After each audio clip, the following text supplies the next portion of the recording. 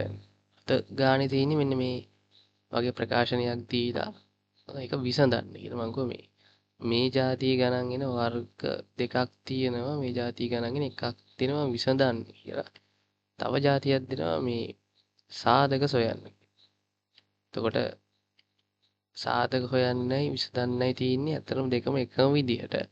විසඳන එකේදී තව චුට්ටක් පේලි දෙක තුනක් ඉස්සරහට හදන්න තියෙනවා. සාධක හොයන්නේ විසඳන විදිහටම තමයි. විසඳන එක තරම්ම අන්තිම දක්වාම යන්නේ නෑ. අපි ටිකක් මැද හරියෙන් නවත්තනවා. ඒක දෙකම ටිකක් එක විදිහයි. හැබැයි ප්‍රශ්න දෙන්නේ කොහොමද විසඳන්නද සාධක හොයන්නද කියලා මුලින් බලලා තමයි ප්‍රශ්නේ අපි හදන්න ඕනේ. දැන් එතකොට මේකේ තියෙන විසඳන්න කියලා කියන්නේ මෙන්න මේ නොදන්නා පද x වල අගය හොයන්න.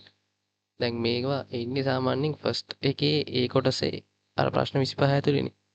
එතකොට දැන් මේ වගේ ප්‍රකාශනයක් දැක්ක ගමන් අපි අඳුර ගන්න ඕනේ ඉස්සෙල්ලා මේක හදන්න තියෙන්නේ මොන විදිහටද කියලා. දැන් ෆස්ට් එකේ පළවෙනි කොටසේ කියන්නේ පළවෙනි කොටසේ ඒ කොටසේ නම් සාමාන්‍යයෙන් ඔයාලා දන්නවා වර්ගජ ප්‍රකාශනයක් හදන්න තියෙන්නේ සාධක ඇසුරින්. ත්‍රිපද වර්ගජ ප්‍රකාශන කියලා අපි ඒවට කියනවා. දැන් මේකේ ත්‍රිපද නෙමෙයි මේකේ පද දෙකයි දී. ඒකෝර මේ විදිහට පද දෙකක් දීලා ඒකේ විසඳන්න හරි සාධක හොයන්න හරි ක්‍රමයක් හොයන්න හදන්න කිව්වොත් අපි දන්නවා ක්‍රමයක් වර්ග දෙකක අන්තරය කියලා. මෙන්න මේ වගේ ක්‍රමයක් ඔයාලා අහලා තියෙනවා. මම ගන්න තියෙනවනේ. A වර්ග ඍණ B වර්ග සමානයි A ඍණ B වාරයක් A ධන B කියලා. ඒතර මේකට අපි කියනවා වර්ග දෙකක අන්තරය කියලා. වර්ග දෙකක අන්තරය ප්‍රකාශ. මේ විදිහට එක වර්ගයකින් තව වර්ගයක් අඩු කරාට පස්සේ ඒක සමාන වෙනවා A දෙකේ අන්තරය වාරයක් A දෙකේ එකතුවට. එතකොට මේ සම්පූර්ණ ප්‍රකාශනයට අපි කියනවා වර්ග දෙකක අන්තරයක් කියලා. දැන් මෙන්න මේ විදිහෙන් තමයි මේක හදන්න තියෙන්නේ. ඉස්සර මේක අපි පේන්න ඕනේ මේක හදන්න තියෙන්නේ මේ විදිහින් කියලා. දෙවෙනියට බලන්න ඕනේ. දැන් මෙතන නම් තියෙන්නේ මෙතනත් වර්ගයක් අඩු කිරීමක් නේ. දැන් මෙතන අඩු කිරීම නම් තියෙන අවුලක් නැහැ. මෙතන තියෙන සංඛ්‍යාව වර්ගයක් නෙමෙයි. මෙතන තියෙන සංඛ්‍යාව සම්පූර්ණ පූර්ණ වර්ගයක් නෙමෙයි. මේ x තනං තියෙනවා නේද වර්ගයක්. මේ 12ට නෑනේ. එහෙනම් ඉස්සෙල්ලම මේක මෙන්න මේ විදිහට හදා ගන්න ඕනේ අපි. එහෙම හදා ගන්න නම් අපි බලන්න ඕනේ මෙතන තියෙන සංඛ්‍යාවට වර්ගමූලයක් තියෙනවද? දැන් 3 අපි දන්නවා 3ට පූර්ණ දැන් 3 වර්ගමූලය බැලුවා කියලා එහෙම හරියට උත්තරයක් එන්නේ නැහැ නේ පූර්ණ සංඛ්‍යාවක. ඕක එන්නේ 1.7යි එහෙම ගන්න. දැන් මෙතන 3 තියාගෙන බෑ. ඊට පස්සේ මෙතන තියෙන 12 ගත්තත් 12 වර්ගමූලය ගත්තත් එහෙම පූර්ණ සංඛ්‍යාවක් එන්නේ නැහැ. එහෙනම් මෙන්න මේ තියෙන ප්‍රකාශනේ මේ විදිහට තියාගෙන මේක හදන්න බෑ. එහෙනම් අපි කරන්න ඕනේ ඉස්සලම මේ දෙන්නගෙම පොදු අය එළියට ගන්න ඕනේ. ප්‍රකාශනේ ලියාගෙන 3 ඍණ 12 x වර්ග සමානයි බිඳුවයි. දැන් මේ දෙන්නගේ පොදු අය එළියට ගත්තොත් ඔයාලට පේනවා මෙතන 3 ඉන්නවා මෙතන 12 ඉන්නවා 12 කියලා කියන්නේ 4 වාරයක් 3. ඒතකොට එතනත් 3 ඉන්නවනේ. එතනත් 3 ඉන්නවනේ. ඒ නිසා ප්‍රකාශන දෙකින්ම 3 අපිට එළියට ගන්න පුළුවන්. 3 එළියට ගත්තොත් මෙතනින් ඉතුරු වෙන්නේ 1 විතරයි. මෙතන ඍණ තියෙනවා 12න් 3. 12 කියන්නේ 4 වාරයක් 3 නිසා එතනින් 3 එළියට ගත්තාම ඉතුරු වෙන්නේ 4 විතරයි. තව x වර්ග තියෙනවා.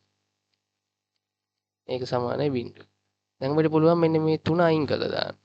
3න් දෙපැත්තම බෙදලා දැම්මනම් ඉතුරු වෙන්නේ ඔයාලට පේනවා 1 ඍණ 4යි x වර්ග සමානයි බිඳුව විතරයි. දැන් මේ තියෙන්නේ මෙන්න මේ වගේ ප්‍රකාශනයක් බව ඔයගොල්ලන්ට පේන්න ඕනේ මේක අපිට මේ විදිහට හදාගන්න පුළුවන් කියලා.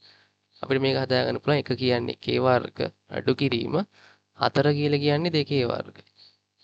තව x වර්ග තියෙනවා. සමානයි බිඳුව. මේක ඕනනම් තව අපිට මෙන්න මේ 2x වර්ග කියන එක අර වාරකේ සම්පූර්ණයෙන් 2x ටම දාන්න පුළුවන්. දැන් මෙතනත් වර්ගයක් ඉන්නවා. තුනත් වර්ගයක් ඉන්නවා. ඒ වර්ගය එළියට කරගෙන මෙන්න මේ විදිහට දාන්න පුළුවන්. දැන් ඔයයි සමානයි බිඳුවට. දැන් ඔය තියෙන්නේ මෙන්න මේ විදිහට ප්‍රකාශනයක්. එහෙනම් ඔන්න ඔක ලියන්න පුළුවන්. මේ වගේ කෙනෙක් මේ විදිහට ලියන්න පුළුවන් නම් මේ තියෙන්නේ A කියලා හිතා ගන්න. මේ තියෙන්නේ සම්පූර්ණයෙන්ම B කියලා හිතා ගන්න. ඒතර මේ තියෙන්නේ A වර්ගේ, මේ තියෙන්නේ B වර්ගේ. එහෙනම් A වර්ගේ ඍණ B වර්ගේ මෙහෙම ලියන්න පුළුවන් නම් මෙයා ලියන්න පුළුවන් 1 ඍණ 2x වාරයක් 1 ධන 2x කියලා. එයා සමානයි බිඳුව. දැන් උතනින් එහාට මං කියලා තියෙනවා මේක හදන්න පුළුවන් විදිහ දෙන්නේගේ ගුණිතයක් බිඳුවට සමාන වෙලා තියෙනවා. ඒතර දෙන්නේගේ ගුණිතයක් බිඳුවට සමාන වෙන්න පුළුවන් මේ ලෝකේ තියෙන ක්‍රම දෙකයි තියෙන්නේ. එක්කෝ ಗುಣ කරන එක්කෙනෙක් බිඳුවක් වෙන්න ඕනේ අනිවාර්යයෙන්. එහෙම නැත්නම් දෙන්නම බිඳුවක් වෙන්න ඕනේ. ওই ක්‍රම දෙක විතරයි වෙන්න පුළුවන්. නැත්නම් ඔයාලා බලන්න try කරලා මොකක් හරි සංඛ්‍යාවක් නිකන් අපි නිකන් දෙක කියලා ගමු. දෙක කීයෙන් හරි ಗುಣ කරාට පස්සේ බිඳුවක් වෙන්න නම් එක ಗುಣ කරන්න ඕනේ බිඳුවෙන්ම තමයි. නේද? එහෙම නැත්නම් බිඳුවේ දෙකක්ම තමයි ಗುಣ කරන්න ඕනේ බිඳුවක් වෙන්න. එහෙනම් මෙන්න මේ දෙන්නෙක් වෙනලා බිඳුවක් කියලා තියෙනවා. මෙතනින් පස්සේ අපිට කියන්න පුළුවන් එක්ක මෙයා බිඳුවයි නැත්නම් මෙයා බිඳුවයි. අපි දන්නේ හරියටම කවුද බිඳුව කියලා. ඒ නිසා අපි දෙන්නම ලියනවා. එක්ක මෙයා බිඳුවයි. එහෙම නැත්නම් මෙන්න මෙයා බිඳුවයි. දැන් ඉතින් මේ තියෙන සරල සමීකරණ දෙක යන්නේ එක එහා පැත්තට දැම්මහම ඍණ එකක් වෙනවා. එහෙම නැත්නම් මෙන්න මෙයා කෙලින් මෙහා පැත්තට දාන්න. මෙයා එහා පැත්තට දැම්ම නම් ධන 2x වෙනවනේ. එතකොට එන්නේ 1 සමානයි ධන 2x.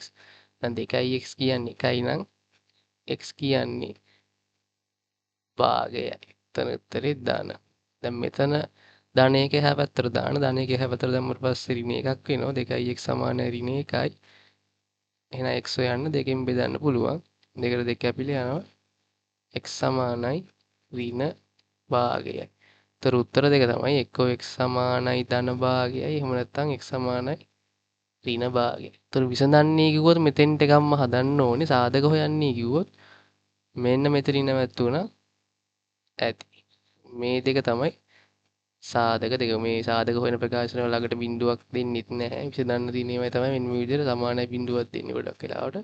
ඒතර සාධක හොයන ගානක නම් මෙන්න මෙතෙන්ට එකක් හැදුවාම මේක තමයි සාධක දෙක.